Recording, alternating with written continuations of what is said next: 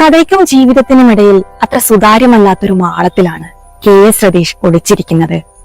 അവിടെ ഇരുന്ന് എഴുതുന്ന കഥകൾ വായിച്ചു വായിച്ച് നമ്മൾ അങ്ങോട്ട് ചെല്ലുമ്പോൾ കെ.എസ്. രതീഷ് വായനക്കാരനെ അന്ന് ഇറക്കി വിടുകയാണ്.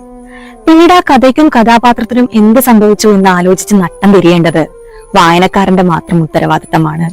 ഇതുവരെ ആരും പറയാത്ത രീതിയിൽ കഥ പറയുക എന്നതാണ് ഓരോ കഥാകൃത്തും നേരിടുന്ന പ്രാഥമിക വെല്ലുവിളി.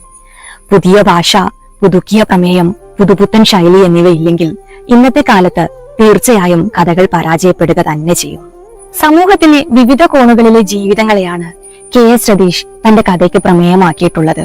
അതുകൊണ്ട് തന്നെ ഇത് വായിക്കുന്ന വായനക്കാരന് അത് തന്റെ തന്നെ അനുഭവമായി തോന്നും. വായനക്കാരന് ക്ലൈമാക്സ് എന്താണെന്ന് ഊഹിക്കാൻ പോലും കഴിയാത്ത വിധമാണ് ഈ കഥകളുടെ പോക്ക്. ചില കഥകളിൽ ചില വഴിതെറ്റിക്കലുകൾ കഥാകൃത്ത് മനഃപൂർവ്വം ചേർത്തിട്ടുണ്ട്. വായനക്കാരന് എങ്ങനെ വേണമെങ്കിലും അത് പൂർത്തീകരിക്കാം. ഒരു എഴുത്തുകാരന്റെ ഏറ്റവും വലിയ ആയുധം